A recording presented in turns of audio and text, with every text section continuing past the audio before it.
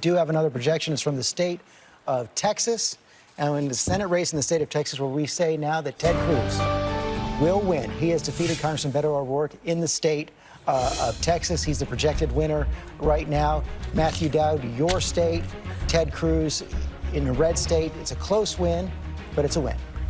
Yeah, it's a win. And, you know, as we talked earlier in the evening, Beto lit the fire of a lot of people, but this is still a very red state. It's moving, the growth of the Latino population, it's moving, and Beto made a game run. It probably will lose in single digits when the end of the night is in, which is the first time a Democrat has got that close in 25 years.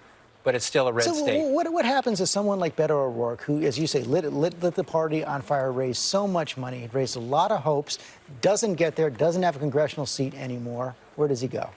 He says he's going back to El Paso and play with his kids and go back to his life. That's what he says. So, I mean, he's a guy that's been authentic in all of this. I think he's going to take a lot of time off. He's been traveling for 2 years straight, going to all 254 counties. He probably needs a nap or at least a week of rest. That's a start on this. But he made a game run for it in a red state. David Muir, what are you seeing in Texas? Well, you're looking at the breakdown of the voters. You know, these are some interesting numbers coming in. Even if Beto O'Rourke lost, he probably can be pretty proud of some of the voters he did get to come out to the polls. They set some records here for a midterm. 24% of the voters in Texas were Hispanic or Latino, 59% white. The issues in Texas driving this race, 38% said health care. That's not as far ahead as we've seen in some of the other states. 32% said immigration.